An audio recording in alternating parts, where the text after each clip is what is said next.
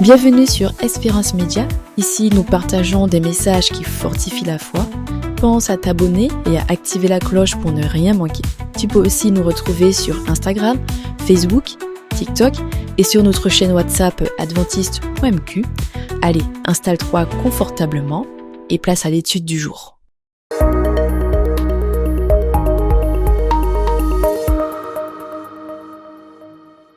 Mesdames et messieurs, chers amis internautes, chers amis auditeurs, c'est avec beaucoup de plaisir que je vous salue dans le nom du Seigneur. Et je voudrais prendre quelques instants pour acclamer avec vous le nom de Jésus-Christ. Et pourquoi ne pas le faire avec le psaume 19 au verset 1er, qui nous dit que les cieux racontent la gloire de Dieu et l'étendue manifeste l'œuvre de ses mains. Et oui, prenons toujours le temps de louer le Seigneur parce qu'il est bon. Et je crois qu'il a formé sur vous et moi des projets de paix et non de malheur pour nous donner de l'avenir et de l'espérance. Alors oui, Dieu mérite toute la gloire. Il mérite toute notre adoration. Oh, qu'il est merveilleux. Et je crois qu'il a une bénédiction spéciale en réserve pour vous. Et je dis amen à cela. J'aimerais maintenant partager avec vous un texte biblique qui se trouve dans l'Évangile selon Jean au chapitre 19. Et je lirai avec vous les versets 33 et 34. S'étant approché de Jésus, et le voyant déjà mort, ils ne lui rompirent pas les jambes, mais un des soldats lui perça le côté avec la lance, et aussitôt il sortit du sang et de l'eau. Du sang et de l'eau. Prions. Notre Dieu, notre Père, alors que nous nous apprêtons à considérer ta parole, parle-nous, interpelle-nous, convainc-nous par ton Esprit Saint. Amen. Choisir Jésus-Christ, c'est être du bon côté. Ainsi s'intitule notre moment de partage. Oui, choisir Jésus-Christ, c'est être du bon côté. Car sans lui, l'humanité tout entière serait à côté de la plaque, sans aucune chance d'être sauvée du chaos et de la mort éternelle. Acte 4, verset 12 nous dit ceci. « Il n'y a de salut en aucun autre nom, car il n'y a sous le soleil aucun autre nom parmi les hommes, parmi lesquels nous devions être sauvés. »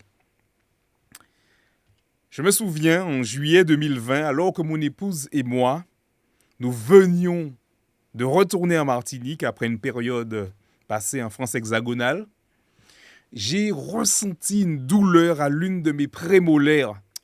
Chaud.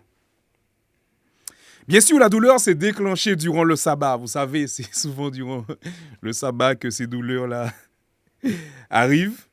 Et elle s'est intensifiée durant le week-end. Et le lundi, j'ai contacté des dentistes, que ce soit au Gros-Morne, à Trinité, au Robert, à plusieurs communes, à plusieurs endroits, à Martinique. Rien à faire. On renvoyait toujours le rendez-vous à 2 semaines. Les dentistes étaient débordés, il n'y avait pas de place. C'était quasiment impossible pour moi pour trouver un rendez-vous. Mais je me disais, mais ce n'est pas possible, je souffre trop. La douleur est terrible. Je ne pourrais pas supporter, je ne pourrais pas patienter 2 semaines. Ah oui, douleur partout, mal tête t'es qu'à prendre moins, mais inimaginable. Et puis, il y avait ce jeune dentiste que j'ai appelé, qui se trouvait dans l'une des communes du centre de la Martinique, et il a accepté de me prendre en charge le jour même. Donc je l'ai contacté le lundi, et dans l'après-midi, il avait une place pour moi. Une place s'était libérée, et j'ai pu le rejoindre. Donc on a pris la route, mon épouse conduisait parce que les maux de tête étaient terribles. Et ce dentiste m'a pris en charge et l'intervention s'est très bien passée. Et ce que j'ai retenu, c'est que là où personne n'était en mesure de répondre à ma demande, ce dentiste, lui, avait une place pour moi. afin que je ne sois plus dans la souffrance, afin que la veine qui sortait de ma tête, qui sortait sur ma tête à force de souffrance, ne soit plus aussi visible. Et je peux vous dire qu'après son intervention, ce fut un grand soulagement. J'allais nettement mieux. Tout était rétabli. Choisir Jésus-Christ, c'est être du bon côté. Parce qu'alors que nous étions perdus, livrés à notre souffrance et que personne n'avait solution à notre problème, Jésus est venu et il a donné sa vie pour vous et moi. Et je dis amen à cela. Aujourd'hui, au sens littéral du terme, j'aimerais vous parler du côté de Jésus-Christ.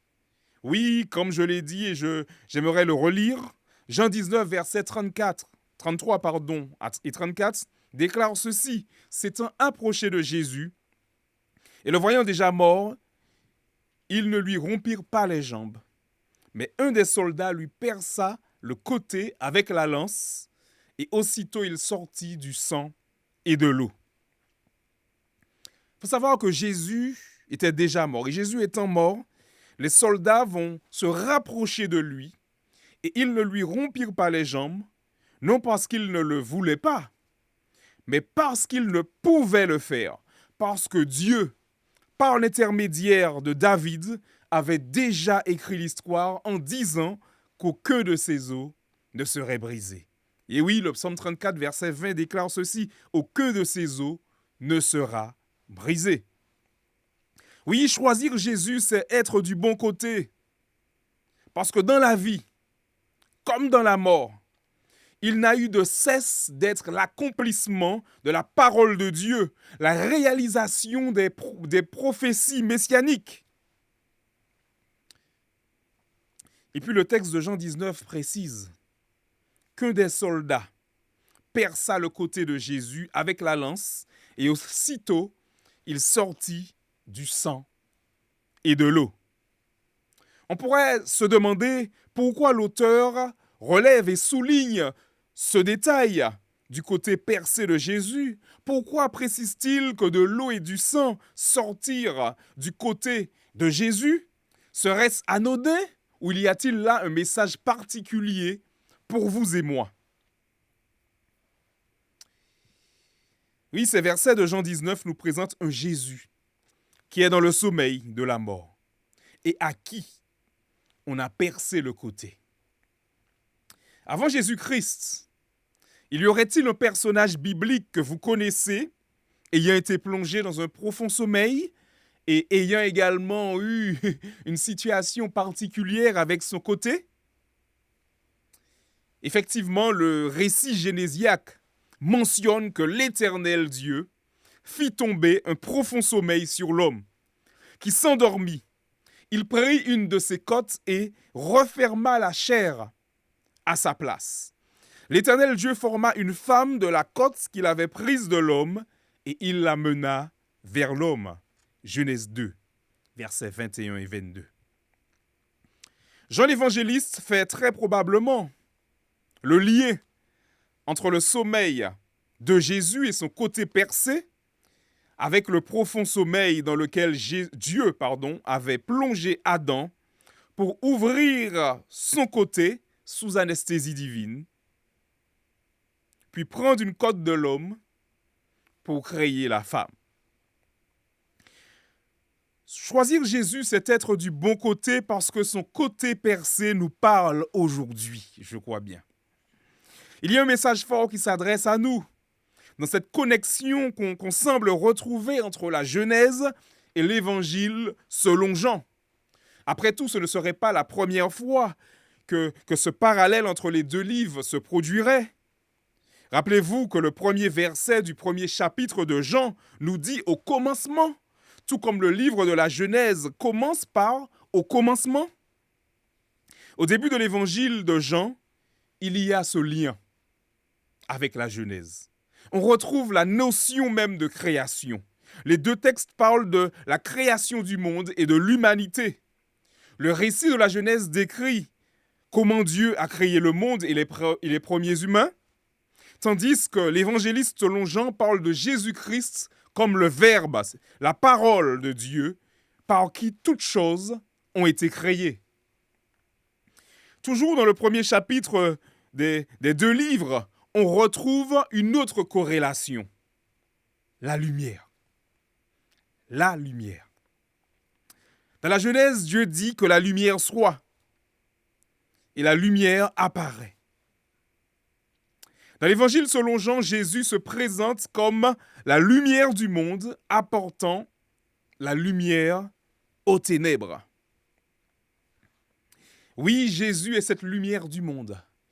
Il est venu dans ce monde enténébré par la souffrance, par la douleur, par le mal, par le péché. Et il a apporté la lumière, il a apporté la vie. Et il est venu inverser la tendance. Il est venu donner à chacun et chacune l'opportunité d'être éclairé, l'opportunité de devenir également une lumière, puisqu'à une occasion, Jésus dira aussi à ses disciples, « Vous êtes la lumière du monde ». Autre parallèle entre les deux livres. Dans la Genèse, l'humanité est créée à l'image de Dieu, mais tombe ensuite dans le péché. Dans l'Évangile selon Jean, Jésus vient offrir la possibilité d'une relation restaurée avec Dieu pour l'humanité. Choisir Jésus-Christ, c'est opter pour le bon côté, parce que c'est miser sur la réconciliation des créatures que nous sommes avec le Créateur, c'est-à-dire Dieu. Maintenant qu'on a suffisamment d'éléments probants démontrant la corrélation entre les deux livres, ou encore les clins d'œil de Jean au récit génésiaque, nous pouvons revenir à nos moutons pour comprendre le message que le côté percé de Jésus a pour nous aujourd'hui. Vous savez, certains théologiens ont vu un autre parallèle entre la Genèse et l'évangile de Jean, le côté de Jésus et le côté d'Adam. Et ce côté percé de Jésus est généralement interprété comme un symbole de nouvelle création et de la vie éternelle offerte aux croyants. Effectivement, les symboles du sang et de l'eau sont très évocateurs. Le sang à maintes reprises dans la Bible, notamment dans Lévitique, fait directement référence à la vie. Idem pour l'eau où Jésus promet à la femme samaritaine une eau qui deviendra en elle une source d'eau qui jaillira jusque dans la vie éternelle. Jean 7, versets 38 et 39 nous donne un détail supplémentaire sur l'eau dont Jésus parle. Car il est dit ceci, « Celui qui croit en moi, des fleuves d'eau vive couleront de son sein », comme dit l'Écriture. Il dit cela de l'esprit que devaient recevoir ceux qui croiraient en lui. L'eau et le sang sont des symboles qui, dans le texte de Jean, pointent du doigt une vie spirituelle, une vie éternelle. Et c'est pour ça que je le dis encore, choisir Jésus-Christ, c'est choisir la vie. C'est être du bon côté. C'est effectivement se positionner du bon côté. Il est intéressant de noter que du côté d'Adam, c'est une femme qui sortit, nous dit le livre de la Genèse. Et que du côté de Jésus, c'est deux symboles que nous retrouvons, l'eau et le sang. Et ces deux symboles jouent un rôle fondamental dans l'Église. Ce sont vraiment des éléments clés de la vie de l'Église. Alors oui, l'Église dans le texte biblique est souvent représentée comme une femme. À maintes reprises, nous le voyons dans le livre de l'Apocalypse, nous le voyons aussi dans les écrits de l'apôtre Paul, que l'Église est représentée par une femme. Alors oui, on pourrait faire ce lien. Du côté d'Adam, Dieu a créé une femme, et du côté de Jésus, effectivement, est sortie l'Église. L'Église chrétienne, l'Église de Jésus-Christ. Et ces deux symboles de l'eau et du sang jouent un rôle déterminant dans la notion d'église. Et oui, le sang de Jésus a un message particulier pour nous. Il est symbole de rédemption. Le sang de Jésus est souvent associé à l'idée même de la rédemption. Il est vu comme le prix payé pour racheter l'humanité du péché et de la mort. Cette notion est évoquée dans Éphésiens 1, verset 7, où il est dit que nous avons la rédemption par le sang de Jésus, par son sang, le pardon des fautes selon les richesses de sa grâce. Oui, le sang de Jésus est également le symbole de la purification. Le sang de Jésus est également considéré comme une source de purification, mesdames et messieurs, chers amis, pour ceux qui croient en lui. 1 Jean 1, verset 7, dit que le sang de Jésus, son Fils, nous purifie de tout péché. Et cela signifie que grâce à la foi en lui, les croyants sont lavés de leurs péchés et ils sont rendus purs devant Dieu. Et c'est un message extraordinaire parce que ce ne sont pas grâce à nos actions que nous sommes purs devant Dieu. Ce ne sont pas grâce à nos bonnes attitudes, mais c'est grâce au sang de Jésus, c'est grâce au sacrifice de Jésus que nous sommes purifiés. Et c'est un message de grâce, c'est un message d'amour pour vous et moi. Et la seule chose que nous avons à faire, c'est d'accepter le sacrifice de Jésus-Christ pour nos péchés, d'accepter que son sang est coulé pour vous et moi, pour nous sauver de la culpabilité du péché. Et je dis amen et je dis gloire à Dieu à cela. Effectivement, je ne vous présente pas là une liste exhaustive du symbole, de la symbolique du sang et de sa pertinence pour vous et moi. Mais ces deux éléments sont très importants pour vous et moi, parce que dans ces éléments, nous avons le salut. Alors oui, effectivement, pour pouvoir adhérer à l'Église de Dieu, à l'Église du Christ, il faut accepter son sacrifice. Il faut accepter que son sang ait été versé pour vous et moi. Il faut accepter qu'il soit notre Rédempteur, qu'il prenne notre culpabilité, qu'il prenne notre place. Oui, c'est un message essentiel de l'Église, le sang. L'eau aussi est un symbole puissant et récurrent qui revêt plusieurs significations, particulièrement dans le Nouveau Testament où elle symbolise la purification, le baptême, la vie et la transformation spirituelle. Donc l'eau est également un message essentiel et fondamental de l'Église. L'eau est souvent associée à la pureté et à la purification. Dans le contexte du baptême de Jean le Baptiste, l'eau symbolise la repentance et le nettoyage des péchés. Matthieu 3, verset 11. Oui, Jean baptisait dans l'eau, préparant le chemin pour Jésus par un rituel de purification. Donc on retrouve dans l'eau également ce symbole de purification, ce symbole de nettoyage des péchés. Et aussi l'eau, l'image de l'eau, c'est aussi celle du baptême et de la régénération. Le baptême par l'eau est central dans le message de l'Église, dans le message du christianisme, symbolisant la mort au péché et la renaissance dans la vie avec Christ.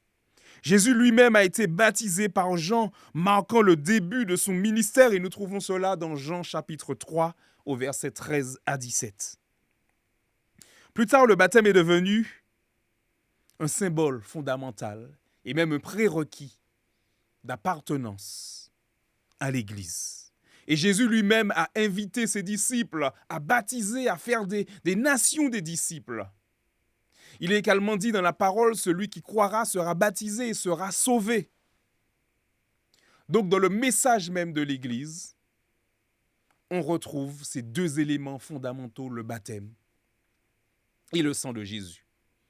Et d'ailleurs, je crois qu'il s'agit là des deux thèmes sur lesquels toutes les églises chrétiennes, toutes les dominations chrétiennes tombent d'accord.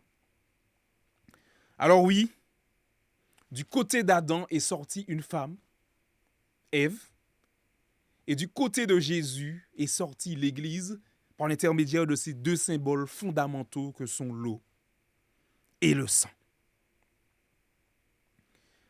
Alors oui, il y a ce message fondamental pour vous et moi. Il est important pour nous de comprendre la portée du sang de Jésus pour notre vie. Il est important pour nous d'accepter Jésus-Christ. Et son sang, j'aimerais rajouter, n'est pas seulement là pour nous pardonner de nos péchés. Il n'est pas seulement là justement pour nous dire que Jésus-Christ a pris notre culpabilité. Mais le sang de Jésus est aussi un message de sanctification pour nous. Il nous rappelle aussi que Jésus-Christ, par son sacrifice, nous sauve du pouvoir du péché, car son sang nous purifie.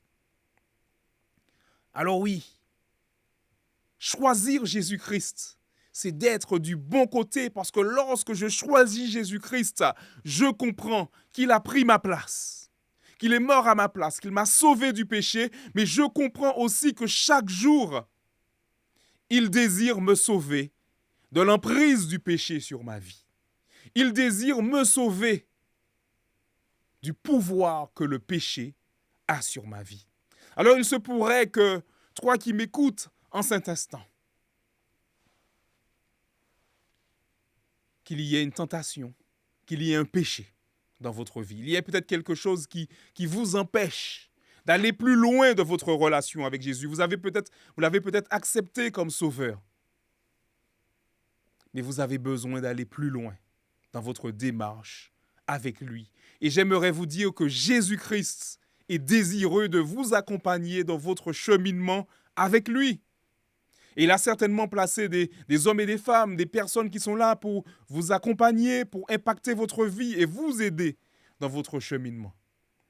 Alors oui, avec Jésus-Christ, c'est possible de changer. Parce que c'est ce que Jésus-Christ désire faire dans votre vie. Alors, effectivement, on voit le lien même qu'il y a entre le sang et l'eau, puisque dans l'eau aussi, on retrouve cet élément de la purification, on retrouve cet élément de l'esprit, et Jésus lui-même, l'a dit, que l'eau représente l'esprit. Et c'est par l'Esprit Saint que nous pouvons être accompagnés dans notre cheminement spirituel. C'est le Saint-Esprit qui est là pour nous accompagner, nous guider et nous ramener à la ressemblance de Jésus-Christ. Alors oui, du côté de Jésus est sorti ces deux éléments, ces deux symboles, l'eau et le sang, qui nous rappellent justement la portée de ces derniers sur notre vie de chrétien, sur notre vie de croyant. L'importance justement d'accepter Jésus-Christ comme Sauveur et Seigneur, l'importance aussi de passer par les eaux du baptême lorsque nous l'avons accepté. Et l'importance justement de se laisser purifier, de se laisser conduire par Dieu, parce qu'il a des projets pour nous. Il désire nous sauver. Il désire que nous vivions éternellement avec lui. Et c'est pour ça que je vous le dis et je vous le répète, choisir Jésus-Christ, c'est d'être du bon côté. Parce que de son côté est sorti de l'eau et du sang. Et ces symboles nous parlent aujourd'hui. Ces symboles nous interpellent encore aujourd'hui. Alors, il se pourrait que tu n'aies pas encore pris ta décision d'accepter Jésus-Christ dans ta vie. Il se pourrait que tu l'aies accepté, mais que parfois tu te relâches. Alors, cher auditeur, cher ami, j'aimerais te dire aujourd'hui que le sang de Jésus-Christ agit encore aujourd'hui. Il y a de la puissance dans son sang. Et c'est par son sang qu'il t'a sauvé de la culpabilité du péché, mais c'est aussi par son sang qu'aujourd'hui il désire te sauver du pouvoir du péché. Aujourd'hui, il désire agir dans ta vie. Et ce n'est pas une utopie. C'est une réalité pour celui et celle qui prend la décision de faire l'expérience de Jésus-Christ dans sa vie.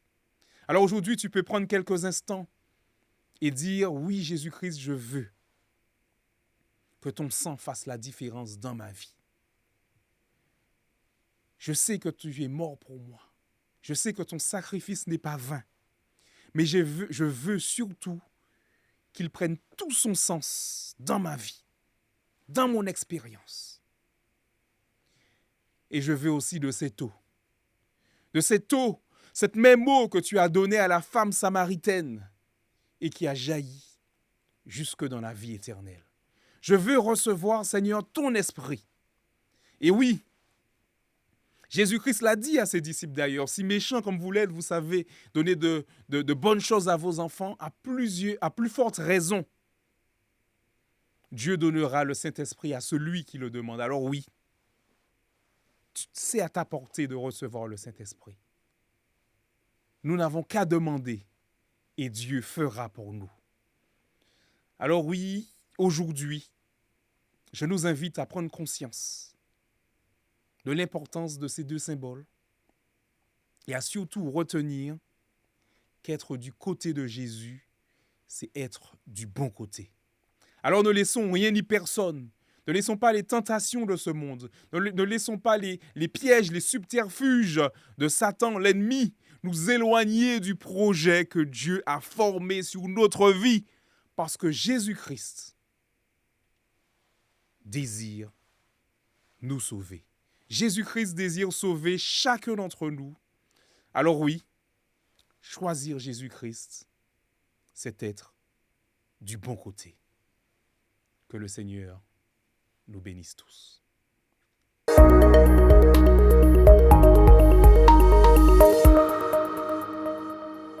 Si ce message t'a encouragé, touché ou même inspiré, partage-le avec quelqu'un qui en a besoin. Laisse-nous un commentaire, on se fera un plaisir de te lire et de te répondre. Retrouve-nous aussi sur Instagram, Facebook, TikTok et sur notre chaîne WhatsApp adventiste.mq. Et bien sûr, abonne-toi pour ne rien rater. À très bientôt et surtout, prends soin de toi.